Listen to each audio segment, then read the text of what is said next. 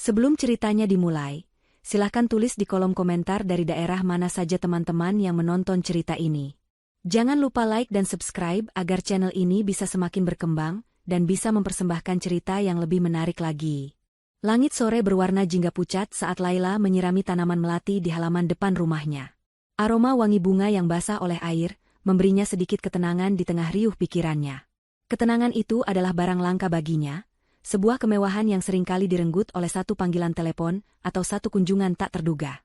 Sudah 3 tahun ia menikah dengan Bagus, dan selama 3 tahun itu pula, ia merasa seperti berjalan di atas hamparan duri tipis setiap kali berhadapan dengan Ibu Heni, mertuanya. Hubungan mereka tidak pernah hangat. Bagi Ibu Heni, Laila adalah menantu yang salah dalam segala hal. Salah karena berasal dari keluarga pengusaha yang dianggapnya sombong, bukan priai terpandang. Salah karena tidak cukup pandai memasak gudeg khas Jogja, seperti yang biasa ia buat. Salah karena cara bicaranya terlalu lugas. Tidak seperti perempuan Jawa yang seharusnya lemah lembut dan penuh basa-basi. Laila menghela napas panjang, mematikan selang air. Ia teringat percakapan telepon kemarin pagi. Ia hanya bertanya kabar, tetapi jawaban yang diterima adalah rentetan keluhan yang berujung pada sindiran pedas. Kabarku baik. Kalau tidak memikirkan anakku satu-satunya harus makan masakanmu yang hambar itu setiap hari, ujar Ibu Heni dari seberang telepon. Laila hanya bisa diam, menelan ludah yang terasa pahit. Bagus selalu menenangkannya, berkata bahwa ibunya memang seperti itu, wataknya keras tapi hatinya baik. Namun, Laila tidak pernah menemukan sisi baik itu. Yang ia temukan hanyalah tatapan mata yang tajam menghakimi dan kata-kata yang lebih tajam dari sembilu. Hartanya, yang seharusnya menjadi penopang hidup mereka, justru menjadi bahan hinaan. Ibu Heni sering berkata, untung kamu kaya, jadi Bagus tidak perlu kerja terlalu keras. Tapi perempuan itu kodratnya di dapur, bukan mengandalkan uang orang tua.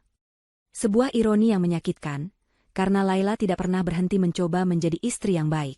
Ia belajar memasak, membersihkan rumah tanpa bantuan asisten rumah tangga, dan selalu berusaha menuruti apapun kemauan mertuanya. Namun usahanya selalu menjadi debu di mata Ibu Heni. Suara deru motor matik yang berhenti tepat di depan gerbang rumahnya membuyarkan lamunannya. Jantung Laila berdebar sedikit lebih kencang. Ia kenal suara motor itu. Itu adalah motor Ibu Heni. Untuk apa mertuanya datang sore-sore begini tanpa memberitahunya terlebih dahulu? Biasanya, kedatangannya selalu disertai dengan kritik yang sudah disiapkan. Laila cepat-cepat mengeringkan tangannya pada celemek yang ia kenakan dan berjalan membuka gerbang. Benar saja, Ibu Heni berdiri di sana dengan helm yang masih terpasang di kepala. Namun, ada yang aneh. Sangat aneh. Di wajahnya, tersungging seulas senyum. Senyum yang kaku dan dipaksakan, tetapi tetap saja sebuah senyum. Sesuatu yang belum pernah Laila lihat ditujukan kepadanya. Assalamualaikum, enduk, sapa Ibu Heni, suaranya terdengar lebih ramah dari biasanya. Ia menyodorkan sebuah kotak kue berukuran besar yang diikat dengan pita satin berwarna hijau. Waalaikumsalam, Bu. Mari, silakan masuk, jawab Laila, berusaha menyembunyikan keterkejutannya. Ia menerima kotak itu dengan kedua tangan. Terasa berat dan menebarkan aroma pandan yang manis. Wah, apa ini, Bu? Repot-repot sekali. Ibu Heni berjalan masuk, matanya memindai setiap sudut teras rumah Laila, seolah mencari-cari kekurangan. Tidak repot. Tadi ibu kebetulan lewat toko kue langganan. Ibu ingat kamu suka sekali bolu pandan, jadi sekalian ibu belikan. Laila mempersilakan mertuanya duduk di kursi teras. Penjelasan itu terdengar masuk akal, tetapi tidak terasa benar. Ibu Heni bukan tipe orang yang akan, kebetulan ingat, kesukaan menantunya. Jangankan kesukaan, ulang tahun Laila saja tidak pernah ia ingat. Laila masuk ke dalam untuk membuatkan teh, dan ketika kembali, ia melihat Ibu Heni masih duduk dengan postur kaku, senyumnya belum juga luntur. Laila meletakkan cangkir teh di atas meja. Silakan diminum, Bu, katanya lembut. Ibu Heni mengangguk. Matanya tidak menatap Laila, melainkan tertuju pada kotak kue yang tergeletak di antara mereka. Itu bolu pandan yang paling enak di kota ini, enduk. Istimewa. Ibu pesan khusus yang pakai mentega Wisman, bukan margarin biasa. Laila ikut tersenyum, meski hatinya dipenuhi curiga. Terima kasih banyak, Bu. Ibu baik sekali. Sudah kewajiban orang tua untuk memperhatikan anaknya, balas Ibu Heni, terdengar seperti kalimat yang sudah dihafal. Kamu itu kelihatannya kurusan. Pasti capek mengurus rumah dan Bagus. Makanlah yang banyak. Kue itu untukmu, untuk memanjakan dirimu sendiri. Percakapan terasa canggung. Laila mencoba membahas hal lain, seperti cuaca atau tanaman, tetapi Ibu Heni selalu mengembalikan pembicaraan pada kue itu. Ia menjelaskan betapa lembut teksturnya, betapa wangi aromanya, seolah sedang meyakinkan Laila untuk segera memakannya. Laila hanya mengangguk dan berterima kasih berulang kali. Hatinya bergejolak. Satu sisi dari dirinya ingin percaya bahwa ini adalah awal dari sebuah hubungan yang lebih baik, sebuah gencatan senjata. Mungkin saja mertuanya akhirnya luluh dan ingin mencoba berdamai. Namun, sisi lainnya, sisi yang telah terluka berkali-kali, berteriak waspada. Ini adalah sebuah anomali, sebuah kejanggalan yang terlalu besar untuk diabaikan. Setelah menghabiskan tehnya dalam diam, Ibu Heni bangkit berdiri. Kunjungannya terasa sangat singkat, seolah tujuannya hanya satu, mengantarkan kue itu. Saat Laila mengantarnya kembali ke gerbang, Ibu Heni menepuk pelan kotak kue yang masih dipegang Laila. Tatapan matanya berubah, senyumnya sedikit memudar, digantikan oleh ekspresi serius yang sulit diartikan. "Ingat pesanku ya, Enduk," bisiknya, suaranya rendah dan penuh penekanan. "Ini khusus untukmu. Ibu membelikannya karena kasihan melihatmu. Jadi, jangan dibagi-bagi ke siapapun. Jangan tawarkan ke tetangga, jangan kasih ke orang lain." Ia berhenti sejenak, lalu menambahkan kalimat yang membuat darah Laila berdesir. "Terutama, jangan sampai Bagus makan. Dia kan tidak boleh makan yang manis-manis, nanti batuk. Kue ini hanya untukmu seorang. Habiskan sendiri, ya?" Setelah mengucapkan kalimat itu, Ibu Heni segera menyalakan motornya dan pergi, meninggalkan Laila yang berdiri mematung di depan gerbang. Angin sore meniup helai rambutnya, tetapi ia tidak merasakannya. Pikirannya terkunci pada kalimat terakhir mertuanya. Bukan sebuah nasihat, melainkan sebuah perintah. Bukan sebuah perhatian, melainkan sebuah peringatan. Laila memeluk kotak kue itu erat-erat. Aroma pandan yang tadinya terasa manis dan menggugah selera, kini terasa aneh, hampir seperti bau ancaman. Ia masuk ke dalam rumah dan meletakkan kotak itu di atas meja makan. Rumahnya yang luas tiba-tiba terasa sempit dan menyesakan. Ia menatap kotak hijau itu seolah benda itu adalah sebuah teka-teki berbahaya. Manis yang dibawa mertuanya sore ini terasa lebih pahit dari hinaan yang paling kejam sekalipun. "Halo? Iya, Pak. Apa? Mendadak sekali? Harus berangkat malam ini juga." Suara Bagus terdengar tegang. Laila memperhatikannya dengan saksama. Wajah suaminya pucat, matanya melirik ke arah Laila dengan gugup. Setelah beberapa saat, ia menutup telepon. Ia menatap Laila dengan ekspresi yang dibuat-buat menyesal. "Sayang, maaf sekali. Aku baru saja ditelepon bosku. Ada masalah darurat di proyek luar kota. Aku harus berangkat ke sana sekarang juga. Paling lambat berangkat sebelum subuh." Berita itu datang seperti sambaran petir, tetapi anehnya, Laila merasa lebih tenang. Kepanikan yang ia rasakan beberapa saat lalu berubah menjadi kewaspadaan yang dingin. Rencana mereka, apapun itu, sepertinya sedang dipercepat. Bagus harus pergi, meninggalkannya sendirian di rumah. Sendirian bersama kue beracun itu. Laila menatap kotak hijau di atas meja makan. Benda itu bukan lagi sekadar kue. Itu adalah bukti dari sebuah rencana jahat yang ditujukan untuk melenyapkannya. Dan suaminya sendiri, pria yang tidur seranjang dengannya, adalah bagian dari rencana itu. Laila duduk di sofa ruang tengah, memandangi kotak kue di atas meja makan dari kejauhan. Sudah hampir 1 jam sejak Ibu Heni pergi, tetapi Laila belum berani menyentuh kotak itu lagi. Pikirannya terus memutar ulang setiap kata yang diucapkan mertuanya, terutama penekanan pada kalimat, "hanya untukmu seorang." Mengapa? Mengapa begitu penting bagi Ibu Heni agar hanya dirinya yang memakan kue ini? Jika memang khawatir Bagus akan batuk, bukankah cukup mengatakan itu sekali saja? Ini terasa lebih dari sekadar perhatian. Ini adalah sebuah larangan keras yang terselubung. Perasaan paranoid mulai merayapinya. Apakah ia berlebihan? Mungkin saja ia terlalu terbiasa dengan perlakuan buruk, sehingga ketika menerima kebaikan, ia justru menaruh curiga. Ia mencoba meyakinkan dirinya sendiri. Mungkin ini memang titik balik. Mungkin Ibu Heni sungguh-sungguh ingin memperbaiki hubungan mereka. Kue ini adalah simbolnya, zaitun perdamaian. Tapi hatinya menolak untuk percaya. Intuisi yang selama ini membantunya bertahan dari serangan verbal Ibu Heni kini, berteriak lebih kencang dari biasanya. Ada yang tidak beres. Laila akhirnya memberanikan diri. Ia berjalan ke meja makan, membuka pita satin hijau itu dengan hati-hati, lalu mengangkat tutup kotaknya. Aroma pandan dan mentega yang kaya langsung menyeruak, memenuhi ruangan. Di dalamnya, terbaring sebuah bolu pandan yang sempurna. Warnanya hijau cerah, permukaannya halus, dan taburan keju parut di atasnya tampak begitu menggoda. Tidak ada yang aneh. Tidak ada bau yang mencurigakan, tidak ada warna yang ganjil. Itu hanyalah sebuah kue yang tampak sangat lezat. Laila mengambil pisau kue, ragu-ragu. Haruskah ia mencicipi sepotong kecil? Tepat saat ujung pisau menyentuh permukaan kue, ia mendengar suara mobil Bagus memasuki garasi.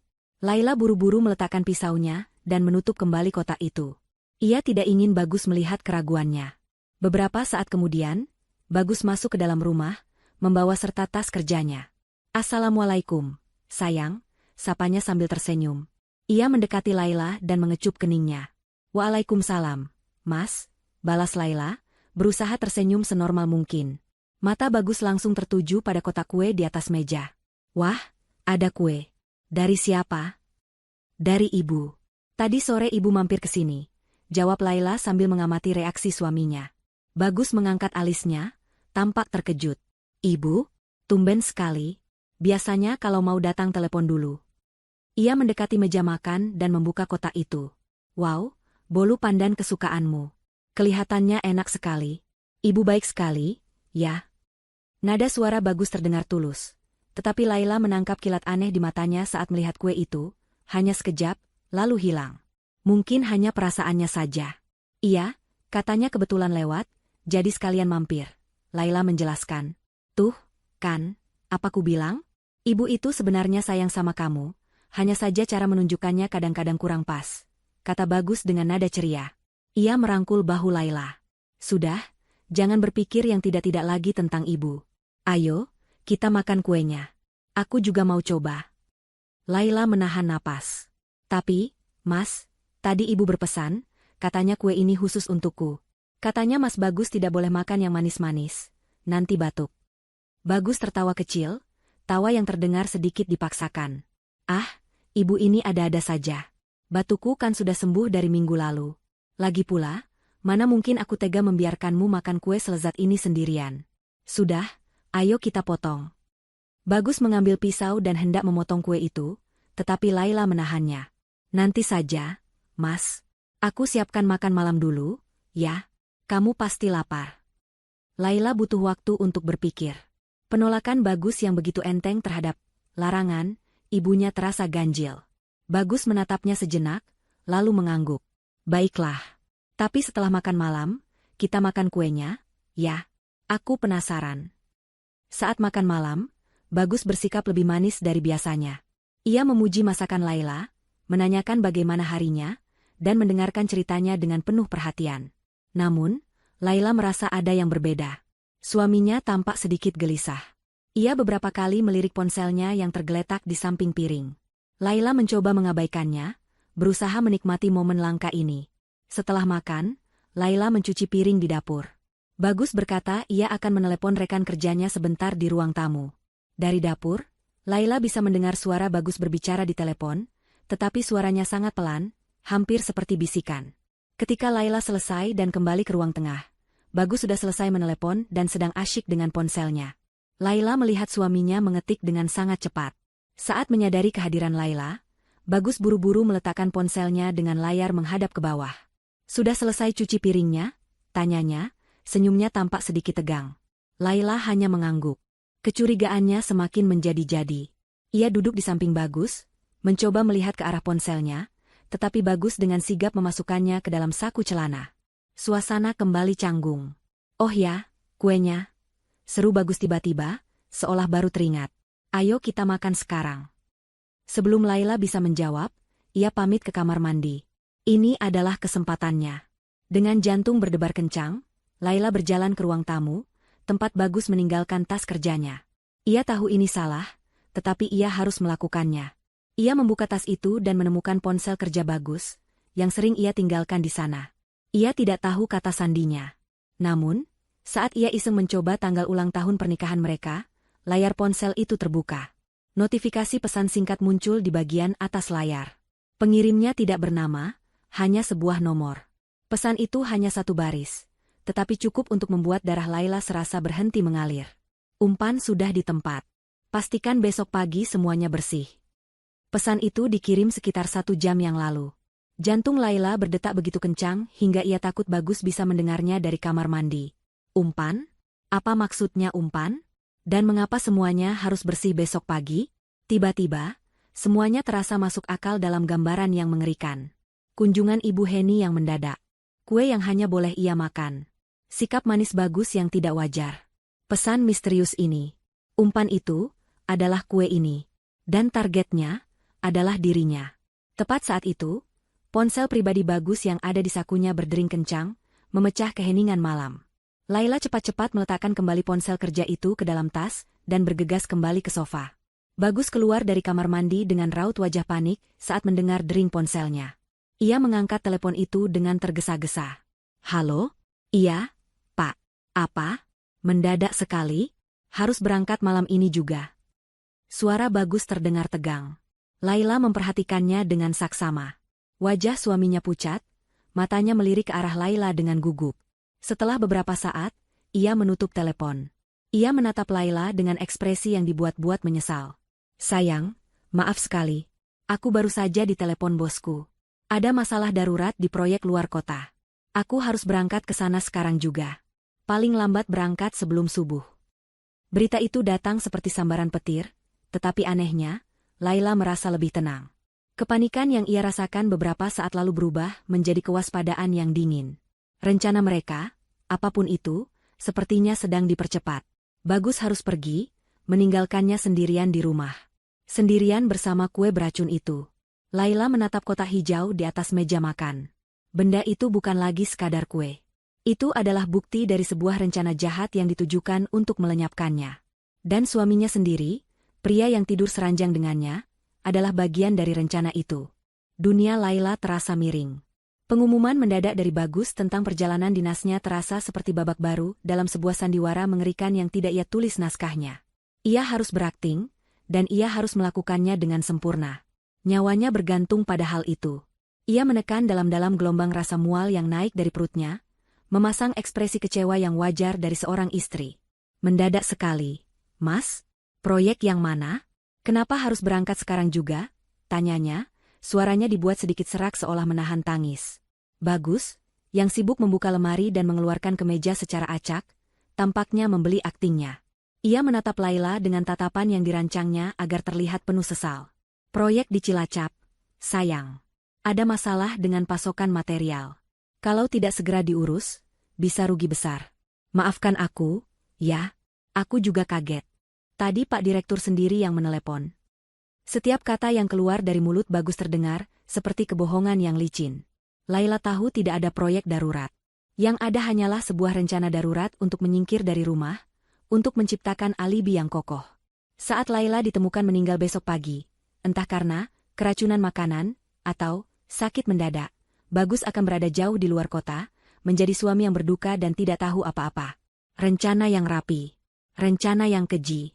"Ya sudah, kalau memang urusan pekerjaan, mau bagaimana lagi?" sahut Laila pelan. Ia bangkit dan mulai membantu Bagus memasukkan pakaian ke dalam tas travel berukuran sedang.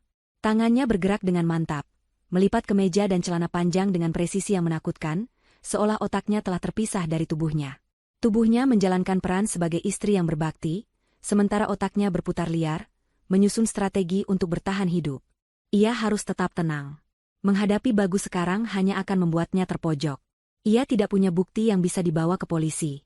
Hanya sebuah pesan singkat di ponsel yang bisa saja dihapus atau disangkal dengan mudah.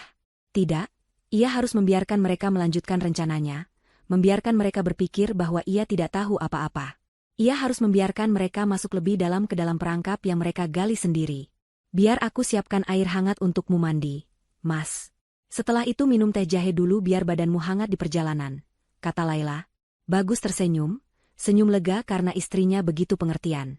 "Terima kasih, sayang. Kamu memang istri terbaik." Pujian itu terasa seperti tamparan. Laila hanya mengangguk kecil dan berjalan ke kamar mandi, lalu ke dapur. Saat air mendidih di atas kompor, ia menatap kotak kue hijau di atas meja. Benda itu seolah memiliki aura gelap, berdenyut dengan niat jahat pembuatnya. Umpan. Ia adalah targetnya. Mereka ingin ia memakannya malam ini, sebelum Bagus pergi, agar rencananya berjalan mulus. Tapi Bagus tidak memaksanya. Mungkin karena ia pikir Laila akan memakannya sendiri sebagai camilan malam atau sarapan pagi. Keyakinan mereka pada kebodohan Laila adalah satu-satunya celah yang ia miliki. Malam itu terasa sangat panjang. Laila duduk di tepi ranjang, memperhatikan Bagus yang menyelesaikan pengepakan barangnya. Setiap gerak-geriknya ia amati. Cara Bagus menghindari tatapan matanya, cara ia tertawa hambar saat Laila mencoba bergurau, semuanya menegaskan kecurigaannya. Tidak ada lagi cinta di ruangan ini, hanya ada seorang pemburu dan mangsanya yang berpura-pura tidak tahu sedang diburu. Pukul 4 pagi, alarm di ponsel Bagus berbunyi. Laila, yang tidak tidur sedikitpun, segera bangkit. "Aku siapkan kopi dulu, Mas," katanya. "Tidak usah, sayang. Aku langsung berangkat saja, takut macet di jalan," tolak Bagus cepat. Ia tampak sangat ingin segera meninggalkan rumah. Ia menyambar tasnya dan bergegas menuju pintu depan. Laila mengikutinya dari belakang. Di ruang makan, Bagus berhenti sejenak dan melirik ke arah kotak kue. "Jangan lupa sarapan kue itu, ya. Kelihatannya enak sekali. Sayang aku tidak bisa ikut mencicipi." Itu dia. Perintah terakhir yang tersamar. Sebuah pengingat agar ia tidak lupa menelan umpannya. Dan pada saat itulah, sebuah ide gila namun cemerlang melintas di benak Laila. Ide yang lahir dari keputusasaan, sebuah pertaruhan besar yang bisa menyelamatkan hidupnya atau justru menghancurkannya. Ia harus membalikkan keadaan. Senjata makan tuan. Laila memasang wajah panik yang dibuat-buat. "Ya ampun, Mas. Aku benar-benar minta maaf. Karena semalam begadang menemanimu berkemas, aku jadi bangun kesiangan. Aku belum sempat memasak apapun untuk bekalmu. Bahkan nasi pun belum masak." Bagus, yang sudah di ambang pintu, hanya melambaikan tangannya. "Tidak apa-apa, sayang. Aku bisa beli makanan di jalan nanti." "Jangan, Mas," Laila berkata dengan nada yang terdengar tulus dan penuh perhatian. Matanya sengaja diarahkan ke kotak kue di atas meja. "Perjalanan ke Cilacap itu jauh. Nanti kamu kelaparan di mobil. Tunggu sebentar." Tanpa menunggu jawaban Bagus, Laila berjalan cepat ke meja makan. Dengan gerakan yang sigap, ia mengambil seluruh kotak kue itu. Kotak itu masih utuh, belum tersentuh sama sekali. Ia memasukkannya ke dalam sebuah tas jinjing yang cukup besar, lalu menyodorkannya pada Bagus. "Ini, Mas. Bawa saja semua kuenya. Ini kan banyak, lebih dari cukup untuk sarapan dan camilan di jalan. Daripada di rumah juga tidak ada yang makan selain aku. Bawa saja, ya? Biar hatiku tenang tahu kamu tidak kelaparan," ujar Laila dengan tatapan memohon. Bagus tampak tertegun sejenak. Rencananya adalah agar Laila yang memakan kue itu, bukan dirinya.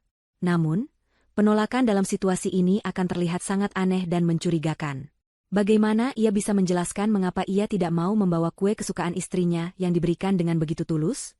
Apalagi ia sendiri yang tadi berkata ingin mencicipinya. Dari sudut pandang Bagus, Laila hanyalah seorang istri naif yang perhatian. Tidak ada alasan untuk curiga. Lagi pula, ia tidak perlu memakannya. Ia bisa membuangnya di jalan nanti. Keraguan di wajahnya hanya berlangsung sesaat.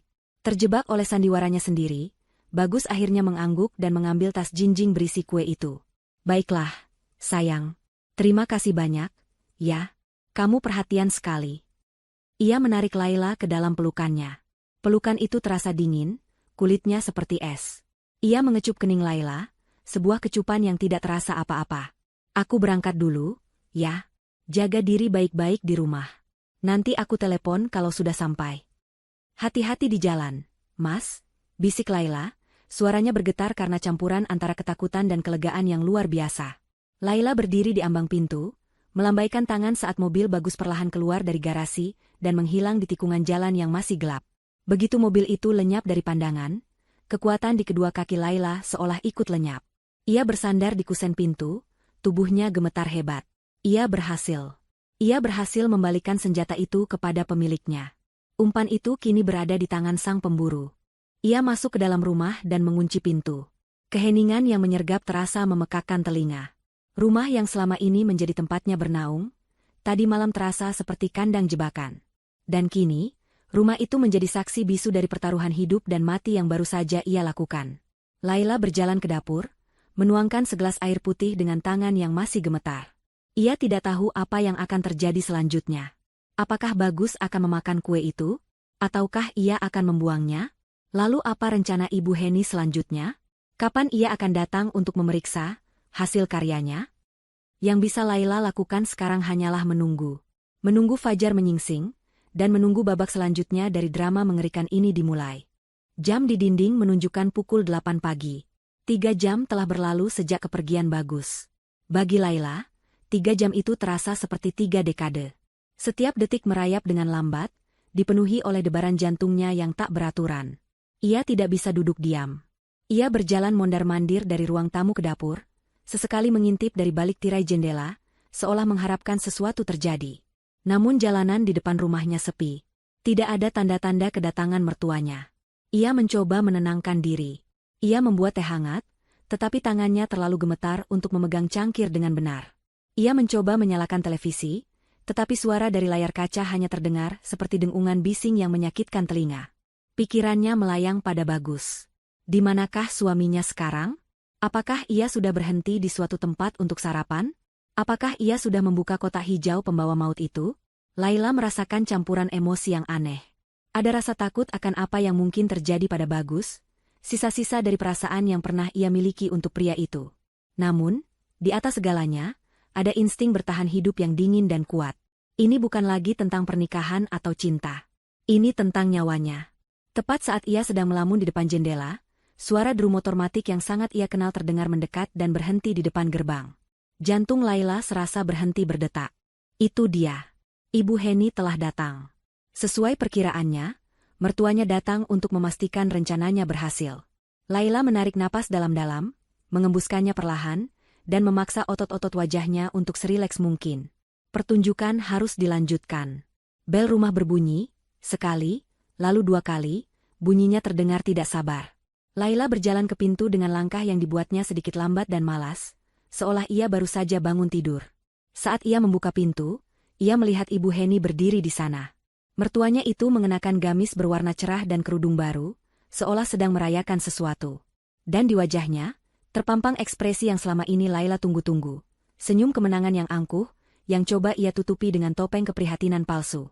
"Assalamualaikum, Enduk. Kok baru buka pintu? Kamu tidak apa-apa, kan?" Sapa Ibu Heni, matanya menelusuri wajah Laila, mencari tanda-tanda pucat atau sakit. "Waalaikumsalam, Bu. Maaf, Laila tadi di belakang," jawab Laila dengan suara pelan. Ia sengaja membuat dirinya terlihat sedikit lesu. "Mari, Bu, masuk." Ibu Heni melangkah masuk, tatapannya menyapu seisi rumah yang sepi. "Bagus mana? Belum bangun?" "Mas Bagus tidak ada, Bu. Dia berangkat keluar kota tadi sebelum subuh. Ada urusan pekerjaan mendadak," jelas Laila. Ekspresi Ibu Heni berubah seketika. Ada kilat kepuasan yang begitu jelas di matanya. Bagus sudah pergi.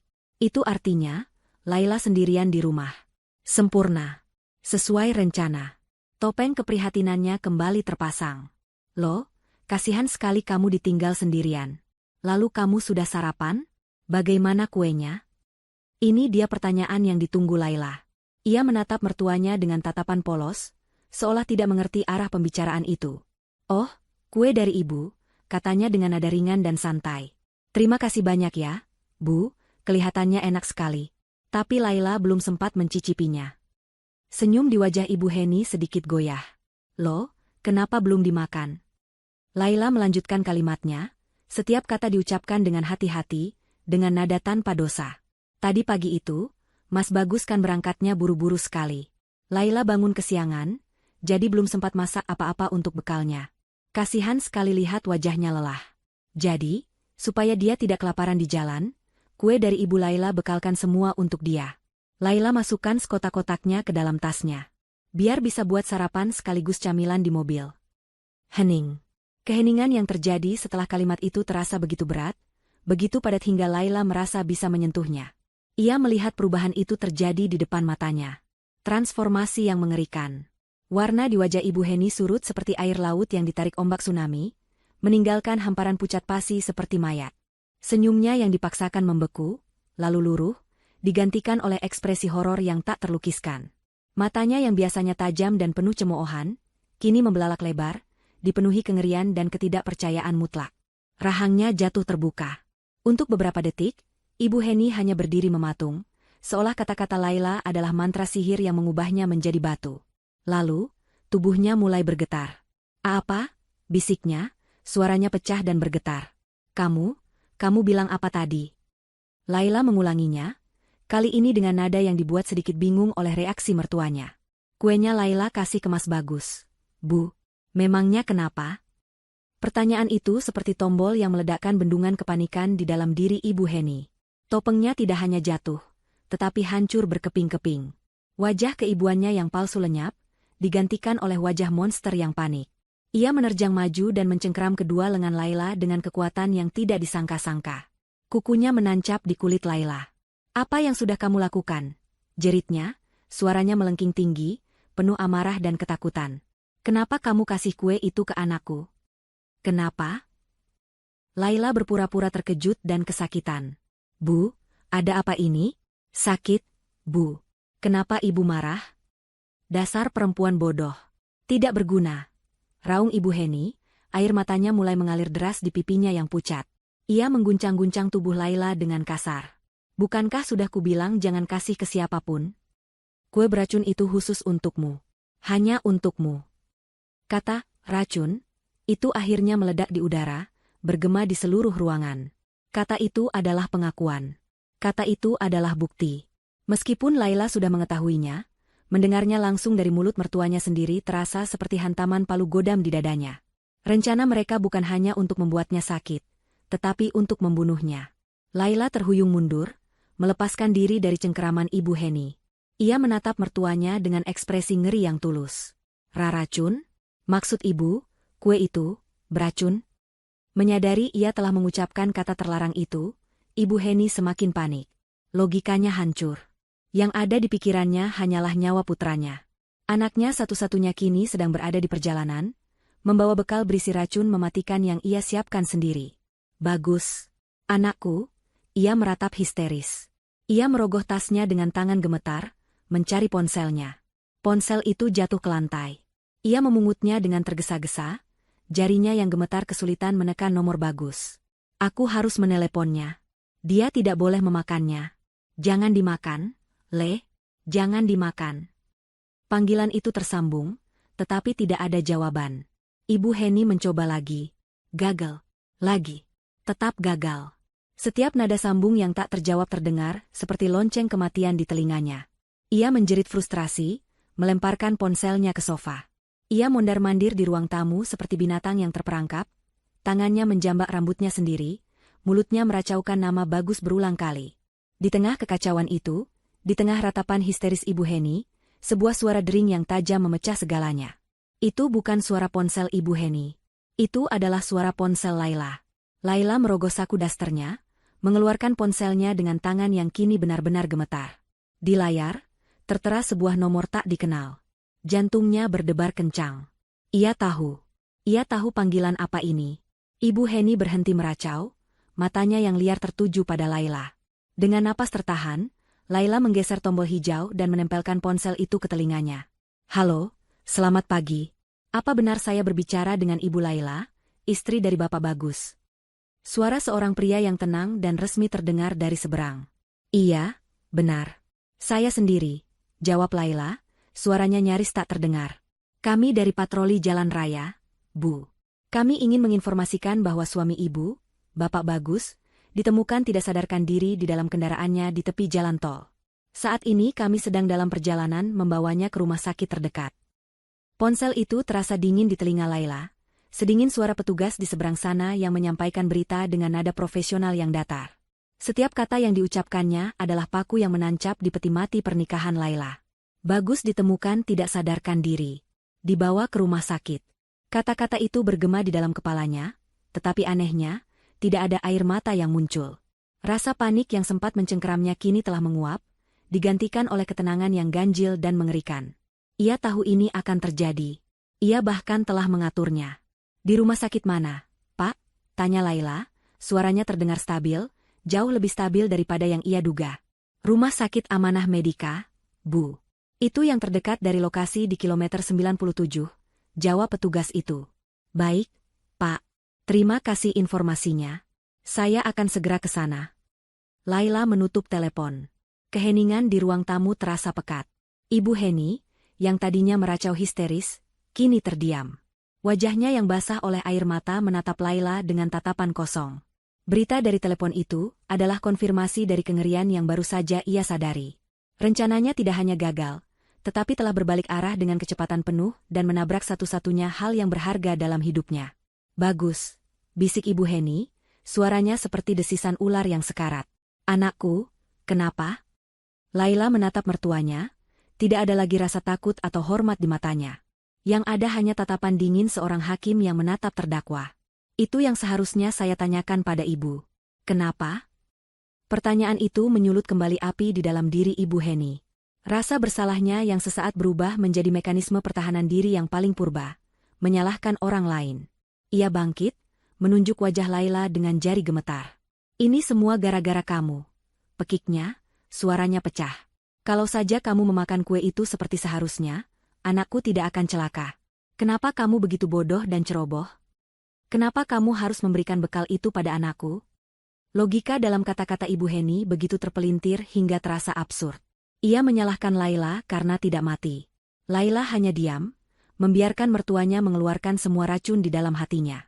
Harusnya kamu yang terbaring di rumah sakit sekarang. Harusnya kamu yang mati. Lanjut Ibu Heni, pikirannya semakin kalut. Dalam kepanikannya untuk menyalahkan Laila, ia tidak sadar telah membongkar semua rahasianya. Semuanya sudah diatur dengan baik. Semuanya sudah direncanakan. Bagus sudah setuju, dia sendiri yang punya ide. Dia bilang dia sudah tidak tahan hidup denganmu. Dia bilang kamu itu beban.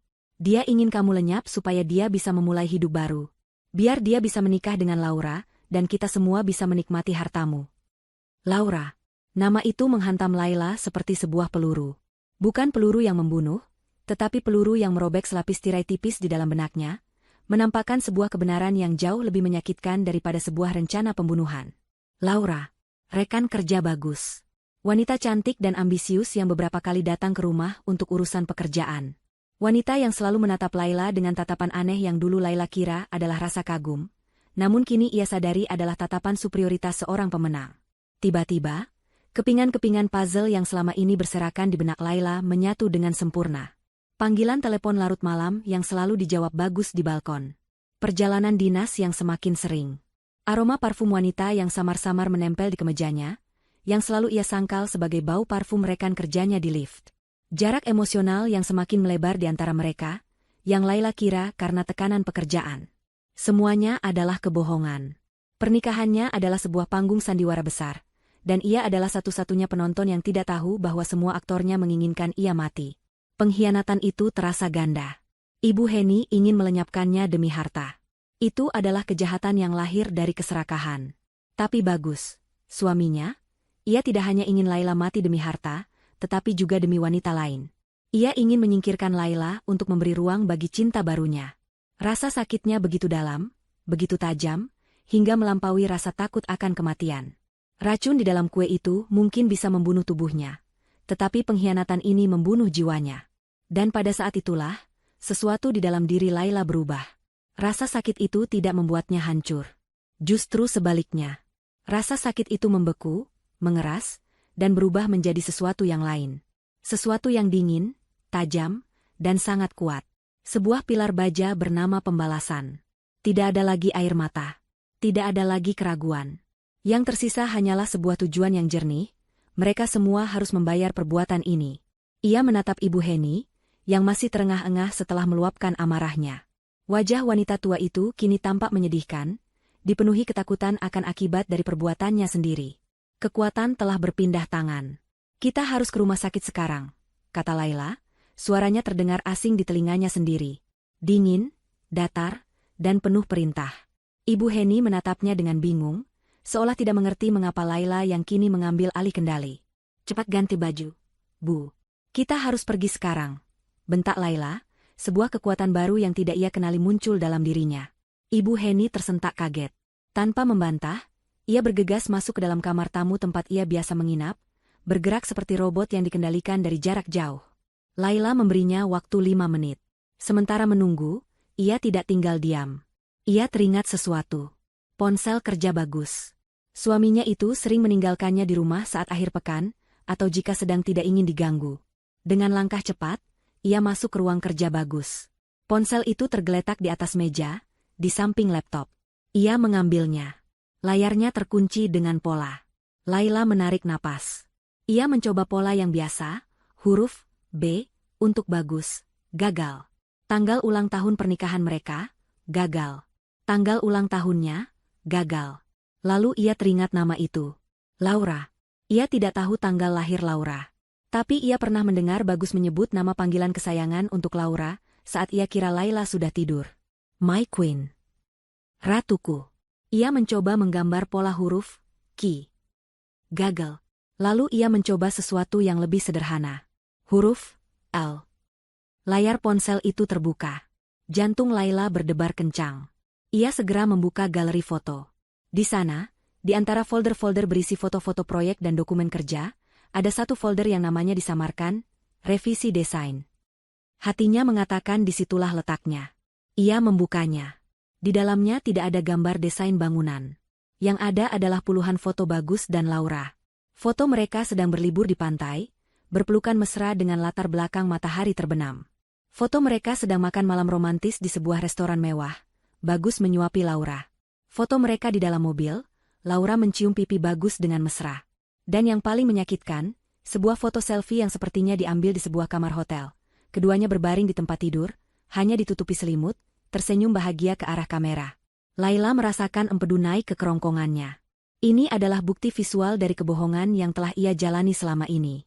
Setiap senyuman di foto itu adalah belati yang ditusukkan ke punggungnya. Ia cepat-cepat mengirim beberapa foto paling jelas ke nomor ponselnya sendiri melalui aplikasi pesan, lalu menghapus jejak pengiriman itu. Ia mengunci kembali layar ponsel dan meletakkannya persis di tempat semula. Enduk. Ibu sudah siap, teriak Ibu Heni dari luar. Laila menarik napas dalam-dalam, menekan kembali gelombang emosi yang membakar. Ia berjalan keluar dari ruang kerja, wajahnya kembali tenang dan dingin. Ia kini memiliki senjata. Bukti pengkhianatan. Bukti motif.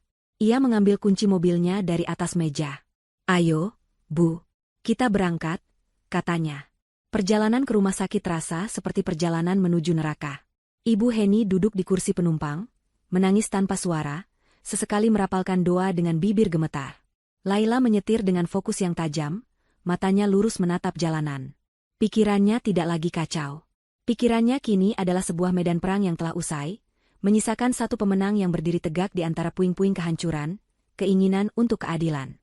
Mereka akan tiba di rumah sakit bukan sebagai keluarga yang berduka, melainkan sebagai pelaku dan korban yang akan segera berhadapan dengan konsekuensi dari sebuah rencana pembunuhan yang gagal total. Bau disinfektan yang tajam langsung menyergap indera penciuman Laila, begitu ia melangkahkan kaki ke dalam lobi unit gawat darurat Rumah Sakit Amanah Medika. Suasananya begitu kontras dengan keheningan mencekam di dalam mobil. Di sini, semuanya bergerak cepat. Perawat berseragam putih berlari kecil mendorong brankar, dokter memberikan instruksi dengan suara tegas, dan suara pengumuman dari pengeras suara bercampur dengan tangisan lirih dari keluarga pasien lain. Ini adalah tempat di mana hidup dan mati bertarung setiap detiknya, sebuah panggung yang terasa pas untuk babak akhir drama keluarganya. Laila, dengan Ibu Heni yang mengekor di belakangnya seperti bayangan yang putus asa, langsung menuju meja informasi. Permisi, Sus. Pasien atas nama Bagus, korban dari jalan tol, dibawa ke sini, kata Laila, suaranya terdengar jelas dan tenang di tengah hiruk-pikuk. Seorang perawat muda memeriksa catatannya. Bapak Bagus. Benar, Bu. Beliau baru saja dipindahkan ke ruang ICU di lantai 2. Kondisinya masih kritis. Silakan Ibu ke sana. Nanti akan ada dokter yang memberi penjelasan. Lantai 2. ICU.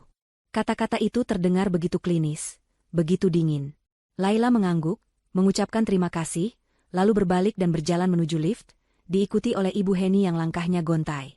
Selama perjalanan singkat di dalam lift, Ibu Heni tidak berhenti bergumam. Selamatkan anakku, ya Allah. Selamatkan Bagus. Laila hanya diam, hatinya telah menjadi batu. Doa itu terdengar sia-sia di telinganya. Koridor di depan ruang ICU lebih sepi dan tegang. Hanya ada beberapa orang yang duduk di kursi tunggu dengan wajah cemas. Di ujung koridor, sebuah pintu kaca besar bertuliskan, Intensive Care Unit, memisahkan dunia luar dari para pasien yang sedang berjuang antara hidup dan mati. Seorang perawat mencegat mereka, menjelaskan bahwa mereka tidak bisa masuk, tetapi bisa melihat dari jendela observasi.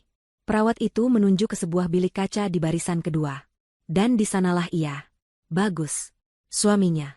Pria yang tadi pagi masih mencium keningnya, kini terbaring tak berdaya di atas ranjang rumah sakit.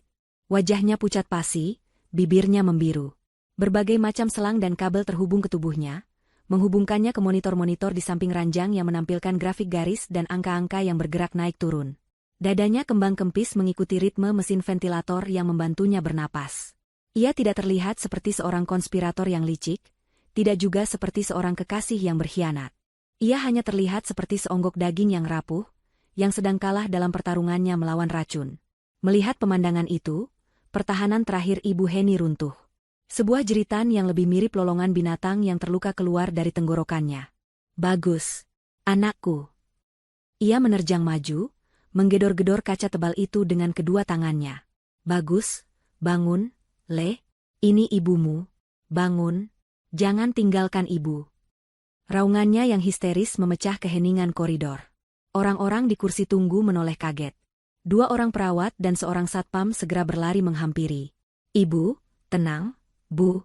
Mohon jangan membuat keributan, kata seorang perawat mencoba menenangkannya. Tapi Ibu Heni sudah tidak peduli. Pikirannya telah hancur. Ia terus memukuli kaca, meratapi putranya, menyalahkan takdir. Laila hanya berdiri beberapa langkah di belakangnya, menonton adegan itu dengan tatapan kosong. Tidak ada simpati. Tidak ada kasihan. Yang ia lihat hanyalah seorang penjahat yang menangisi akibat dari kejahatannya sendiri. Ironisnya, Ibu Heni menangisi pria yang sedang sekarat karena racun yang ia siapkan untuk Laila. Saat para perawat sibuk menenangkan Ibu Heni, Laila merasakan kehadiran seseorang di sampingnya. Ia menoleh. Seorang wanita cantik, tinggi, dengan rambut hitam panjang tergerai, berdiri di sana.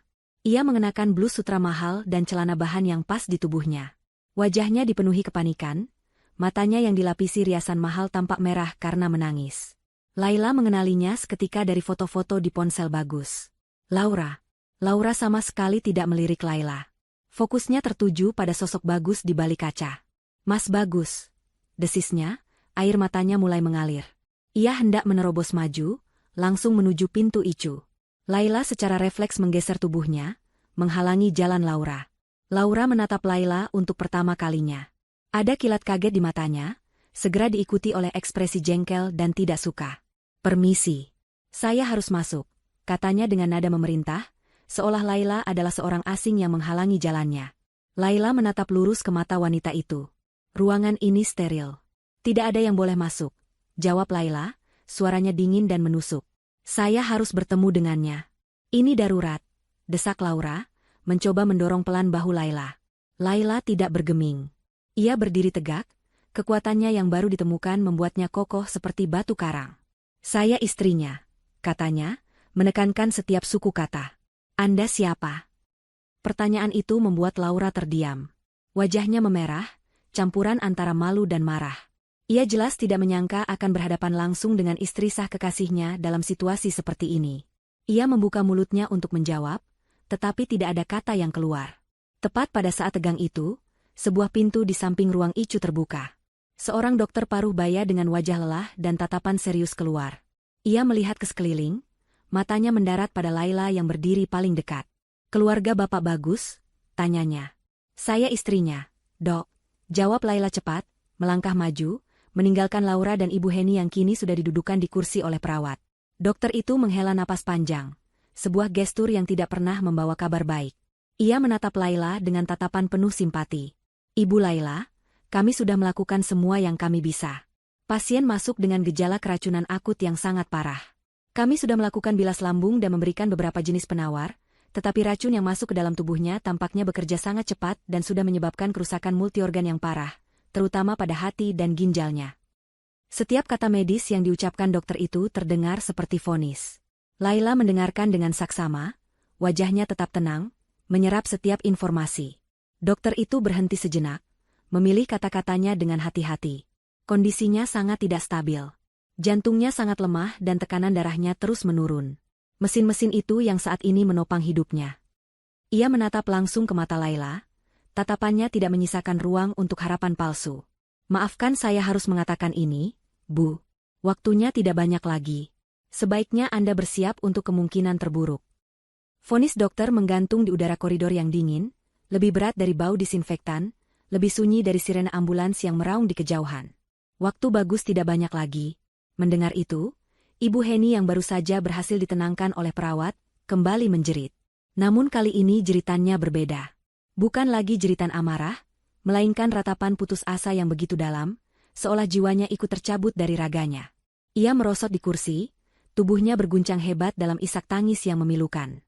Semua rencananya, semua keserakahannya, kini berbuah menjadi pemandangan paling menyakitkan yang bisa dibayangkan seorang ibu. Menyaksikan anaknya sekarat karena ulahnya sendiri. Laura, di sisi lain, berdiri membeku. Wajahnya yang tadi memerah karena amarah kini pucat pasi. Mimpi-mimpinya tentang rumah mewah, mobil baru, dan kehidupan glamor bersama Bagus, semuanya menguap dalam sekejap. Pria yang menjadi tiket emasnya kini terbaring di ambang kematian, dan ia terjebak di rumah sakit bersama istri sah dan ibu dari kekasihnya. Kepanikannya mulai terlihat jelas. Ia melirik ke kiri dan ke kanan, seperti pencuri yang mencari jalan keluar.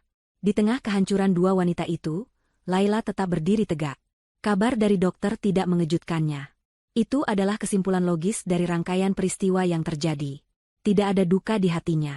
Rasa sakit karena pengkhianatan telah membakar habis semua sisa cinta yang pernah ia miliki untuk Bagus. Yang ada hanyalah sebuah ketenangan yang dingin dan fokus yang tajam. Pertunjukan belum berakhir. Ia butuh satu bukti terakhir. Sebuah mahkota untuk tumpukan bukti yang sudah ia kumpulkan. Seorang perawat mendekati mereka. Dokter mengizinkan satu orang dari keluarga untuk masuk ke dalam, untuk mendampingi pasien di saat-saat terakhirnya. Mata perawat itu tertuju pada Laila. Sebagai istri yang sah, itu adalah haknya. Sebelum Laura atau Ibu Heni sempat bereaksi, Laila mengangguk. Saya akan masuk. Ia berjalan melewati pintu kaca icu, meninggalkan kekacauan di koridor. Di dalam, suasana begitu steril dan hening, hanya diramaikan oleh bunyi ritmis dari mesin-mesin yang menopang hidup Bagus. Ia berdiri di samping ranjang. Dari dekat, kondisi Bagus terlihat jauh lebih parah. Kulitnya dingin dan lembab, dan ada jejak kesakitan yang membeku di wajahnya yang tak sadarkan diri. Laila menatap wajah pria itu, wajah yang pernah ia cintai dengan sepenuh hati, wajah yang pernah ia percayai akan menemaninya hingga tua. Ia mencoba mencari sisa-sisa dari pria yang ia kenal, tetapi tidak ada. Yang terbaring di hadapannya adalah orang asing, seorang pria serakah dan lemah yang rela membunuh istrinya demi uang dan wanita lain. Kau yang memilih jalan ini, Mas, bisik Laila, suaranya nyaris tak terdengar. Kau yang menabur angin, dan sekarang kau harus menuai badainya. Ia tidak mengulurkan tangan untuk menyentuhnya. Ia tidak menangis. Ia hanya berdiri di sana, menjadi saksi bisu dari akhir sebuah kehidupan yang penuh dengan kebohongan. Ini adalah momen penutupannya. Momen di mana ia secara resmi melepaskan masa lalunya dan semua ilusi yang menyertainya. Setelah beberapa menit, ia berbalik dan berjalan keluar, hatinya terasa ringan untuk pertama kalinya dalam waktu yang sangat lama. Saat ia keluar, ia melihat Ibu Heni dan Laura sedang terlibat dalam perdebatan sengit dengan suara berbisik. Amarah dan ketakutan membuat mereka saling menyerang. Ini semua salahmu, desis Laura, menuding Ibu Heni. Rencanamu bodoh. Kenapa harus pakai racun? Kenapa tidak cara lain yang lebih bersih? Jaga mulutmu, balas Ibu Heni sengit. Kamu yang terus-menerus mendesak Bagus. Kamu yang meracuni pikirannya dengan janji-janji manismu. Perempuan ular. Pertengkaran mereka adalah musik di telinga Laila. Mereka saling menyalahkan, tanpa sadar semakin mengikat simpul di leher mereka sendiri. Tepat pada saat itu, seorang perawat lain datang menghampiri Laila, membawa sebuah nampan kecil berisi barang-barang pribadi Bagus yang ditemukan di mobilnya. Dompet, kunci mobil, dan sebuah ponsel. Ponsel utamanya. Ini milik Bapak Bagus, Bu. Silakan disimpan, kata perawat itu dengan sopan. Terima kasih, Sus, jawab Laila.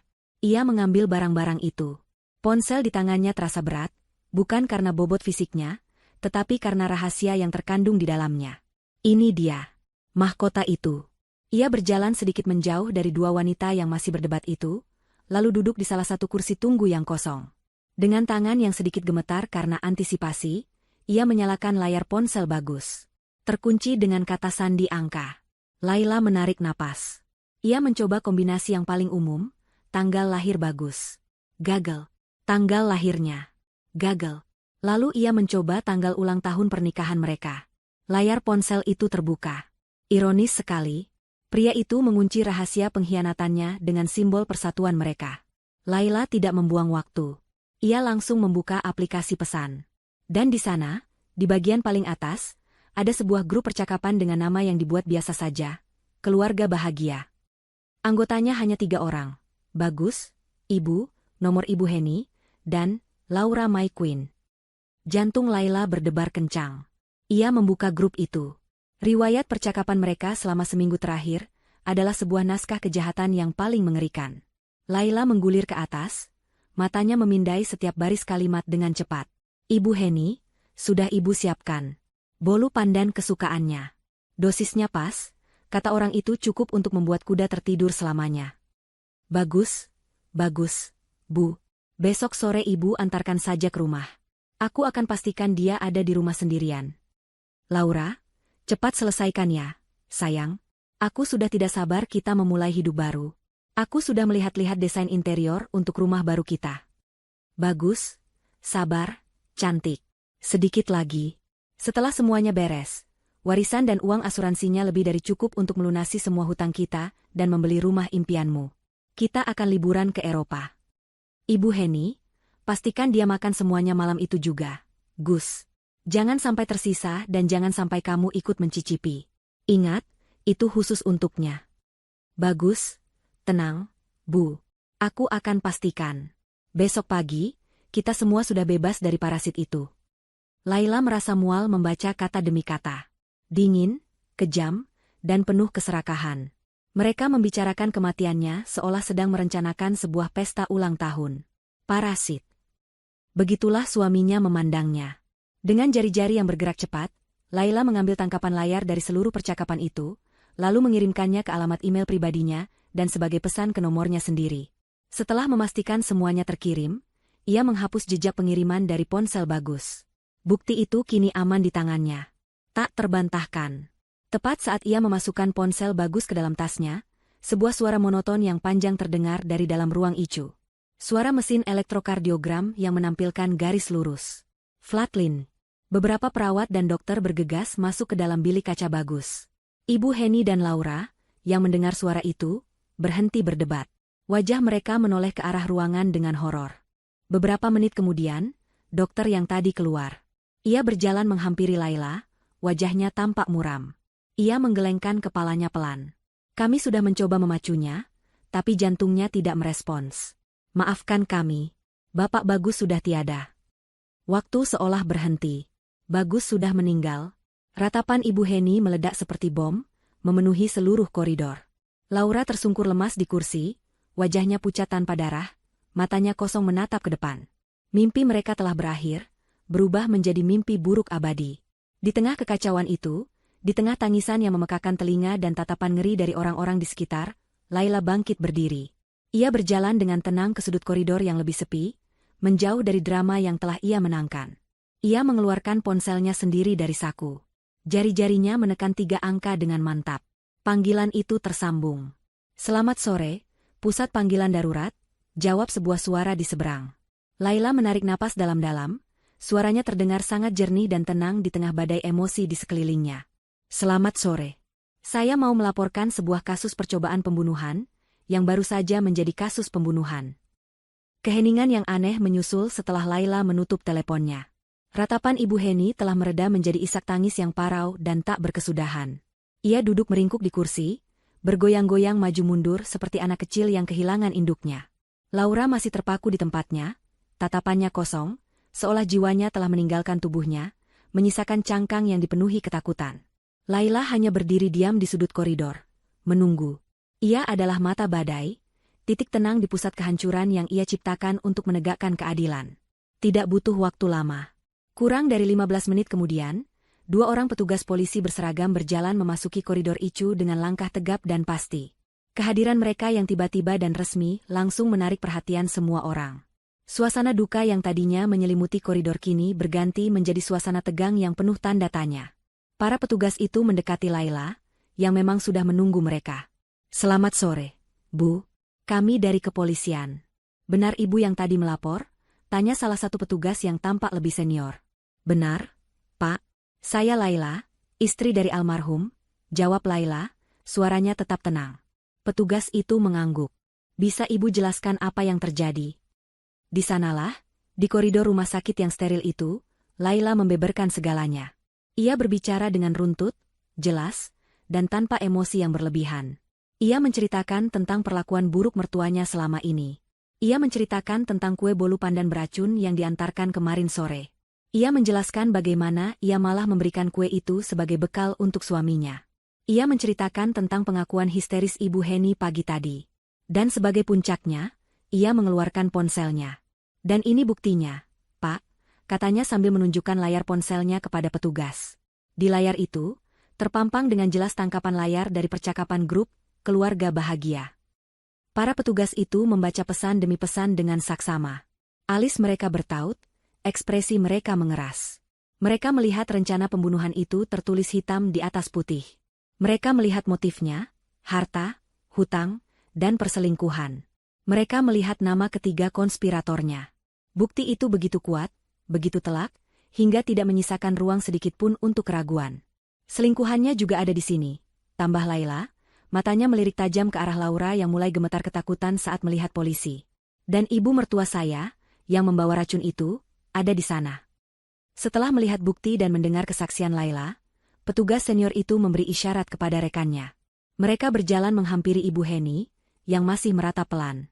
Ibu Heni, sapa petugas itu dengan nada tegas namun tenang. Anda harus ikut kami ke kantor polisi untuk dimintai keterangan. Ibu Heni mengangkat kepalanya. Matanya yang bengkak menatap seragam polisi itu dengan bingung. Kantor polisi? Kenapa? Anak saya baru saja meninggal. Saya sedang berduka. Ini terkait dengan penyebab kematian putra Anda, Bu, kata petugas itu. Tiba-tiba, kesadaran itu menghantam Ibu Heni. Ini bukan lagi sekadar tragedi keluarga. Ini adalah investigasi kriminal. Dan ia adalah tersangka utamanya. Wajahnya berubah dari sedih menjadi panik.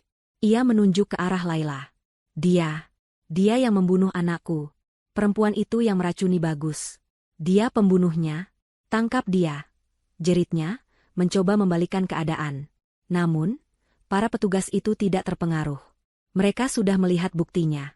Petugas yang lebih muda mengeluarkan sepasang borgol. Melihat benda logam yang dingin itu, kewarasan Ibu Heni yang sudah berada di ujung tanduk akhirnya putus. Saat borgol itu diklikkan di pergelangan tangannya, sesuatu di dalam dirinya patah. Ia berhenti menjerit. Ia berhenti menangis. Ia malah mulai tertawa. Tawa itu bukan tawa kebahagiaan. Itu adalah tawa yang melengking, kosong, dan mengerikan. Tawa orang yang telah kehilangan akal sehatnya.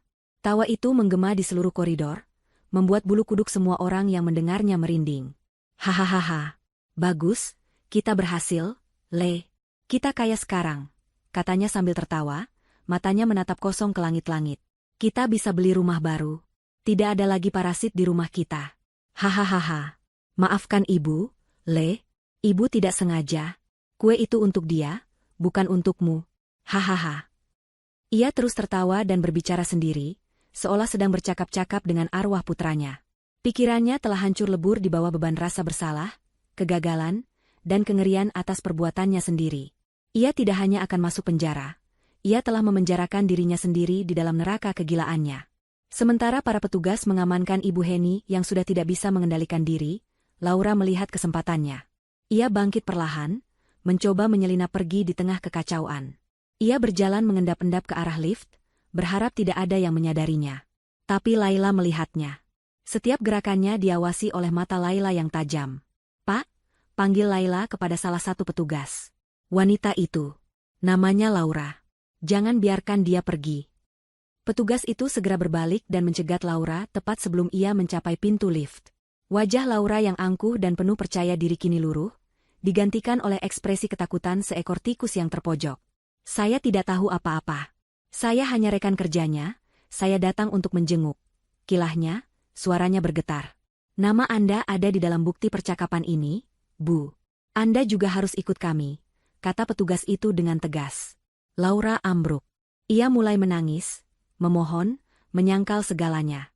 Topeng wanita kelas atasnya telah hancur, menampakkan wajah aslinya. Seorang kriminal pengecut yang takut akan konsekuensi. Babak akhir dari drama itu ditutup dengan pemandangan yang surreal. Polisi membawa pergi dua orang wanita. Satu tertawa dan meracau dalam kegilaannya, sudah tidak lagi berada di dunia nyata. Satu lagi menangis dan memohon, diseret menuju kenyataan pahit dari hukuman yang menantinya. Koridor rumah sakit kembali sepi. Badai telah tiba dan berlalu, menyapu bersih semua kebusukan dalam hidup Laila. Ia berdiri sendirian di tengah keheningan, menatap ke arah jenazah suaminya yang akan segera dibawa ke kamar mayat. Ia tidak merasakan kemenangan, tidak juga kesedihan. Yang ia rasakan adalah sebuah kelegaan yang luar biasa. Ia akhirnya bebas. Bebas dari hinaan, bebas dari kebohongan, dan bebas dari sangkar emas yang hampir menjadi kuburannya.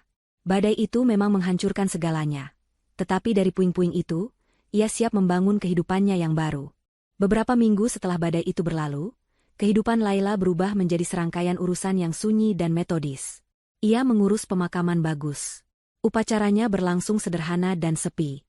Hanya segelintir kerabat jauh yang datang, sebagian besar dari mereka lebih sibuk berbisik-bisik, menebak-nebak apa yang sebenarnya terjadi pada keluarga yang tampak sempurna itu. Laila berdiri di sisi liang lahat, mengenakan pakaian serba hitam, wajahnya tenang tanpa air mata. Ia tidak berduka atas kepergian suaminya. Ia berduka atas hilangnya tahun-tahun hidupnya, atas kepercayaannya yang dihancurkan, dan atas cinta tulus yang ia berikan kepada orang yang salah. Saat gundukan tanah terakhir menutupi peti jenazah, Laila merasa seolah ia sedang mengubur masa lalunya sendiri, menutupnya rapat-rapat di bawah bumi agar tidak pernah bisa menghantuinya lagi.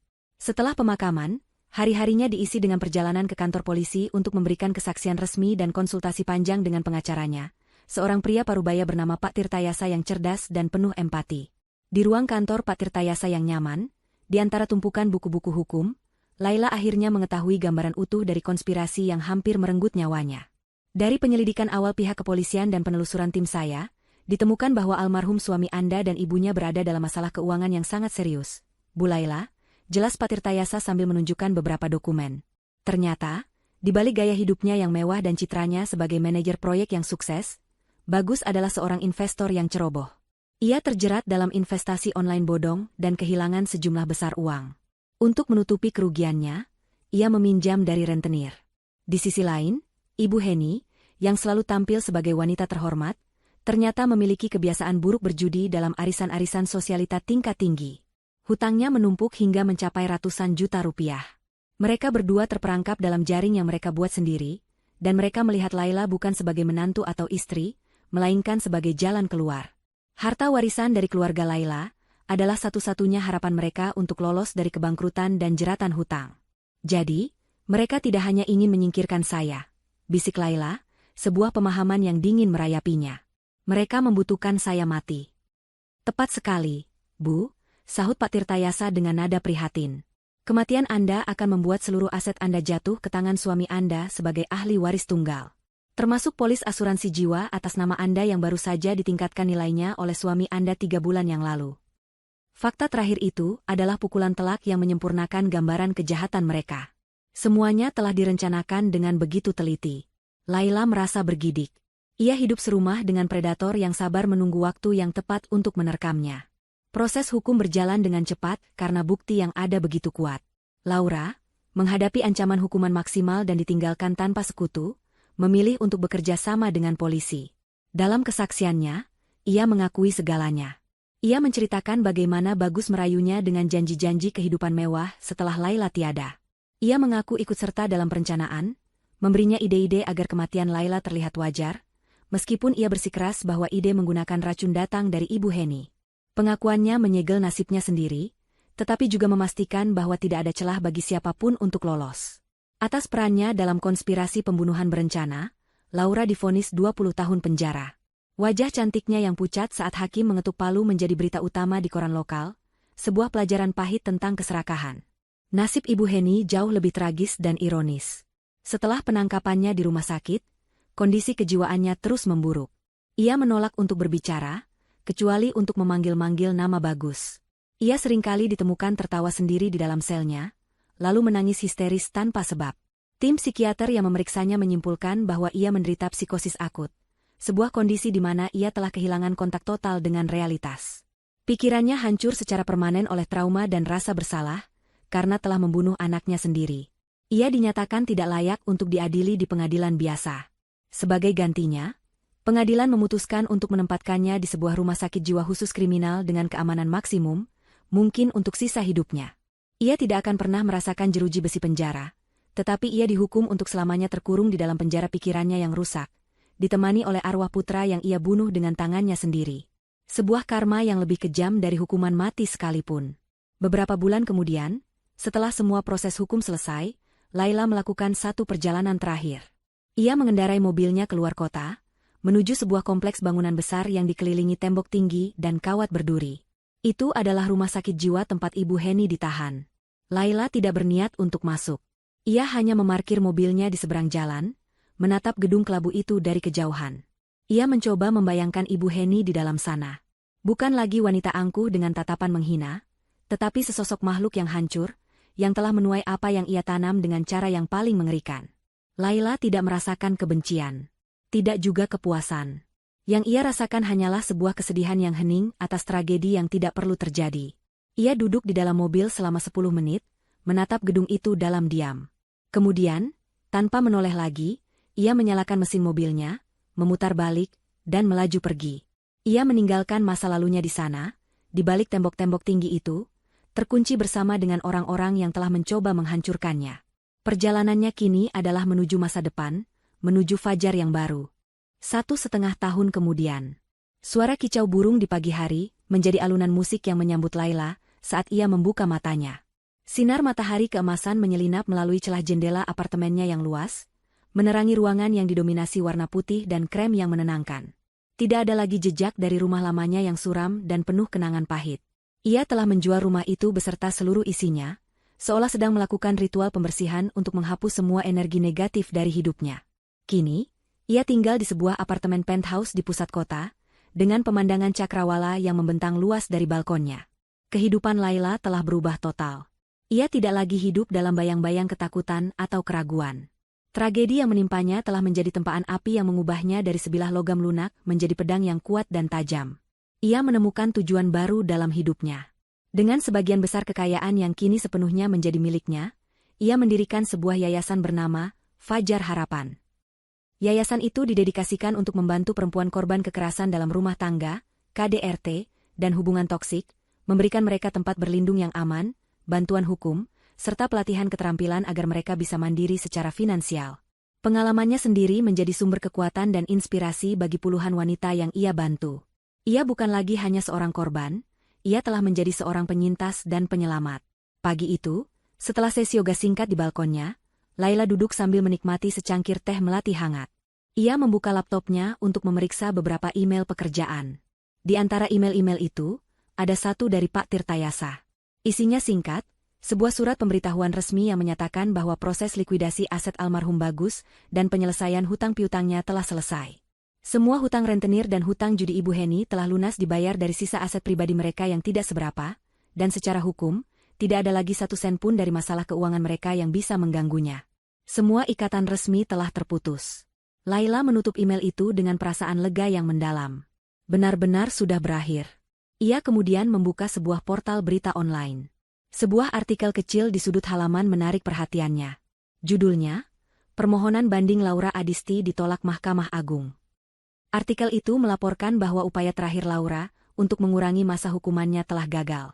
Ia harus menjalani sisa hukumannya selama hampir 2 dekade di balik jeruji besi. Di bawahnya, ada sebuah artikel terkait tentang kondisi fasilitas rehabilitasi mental, yang secara singkat menyebutkan bahwa seorang narapidana bernama Heni terus menunjukkan kondisi yang sama tanpa kemajuan, hidup dalam dunianya sendiri. Laila menatap artikel itu sejenak, lalu menutup laptopnya. Tidak ada lagi emosi yang tersisa saat membaca nama-nama itu. Mereka hanyalah gema dari masa lalu yang jauh, bagian dari cerita orang lain yang tidak lagi berhubungan dengannya. Ia bangkit dari kursinya dan berjalan ke tepi balkon, bersandar pada pagar kaca. Dari ketinggian itu, kota di bawahnya tampak sibuk memulai hari. Kehidupan terus berjalan. Ia teringat pada kue bolu pandan itu. Kue yang seharusnya menjadi alat kematiannya. Namun takdir bekerja dengan cara yang misterius. Racun yang seharusnya mengakhiri hidupnya justru menjadi penawar yang membebaskannya. Racun itu membunuh suaminya yang pengkhianat, menghancurkan mertuanya yang keji, dan memenjarakan selingkuhan yang serakah. Racun itu telah membersihkan hidupnya dari semua parasit yang menggerogotinya dari dalam. Ironi yang paling pahit sekaligus yang paling adil. Sambil menatap matahari yang semakin tinggi di ufuk timur, Laila tersenyum. Senyum yang tulus, tenang, dan penuh kedamaian. Senyum seorang wanita yang telah berjalan melewati lembah kematian dan keluar menjadi lebih kuat di sisi lainnya. Ia menarik napas dalam-dalam, menghirup udara pagi yang segar dan bersih. Udara kebebasan. Fajar telah menyingsing, dan hari yang baru ini adalah miliknya, sepenuhnya.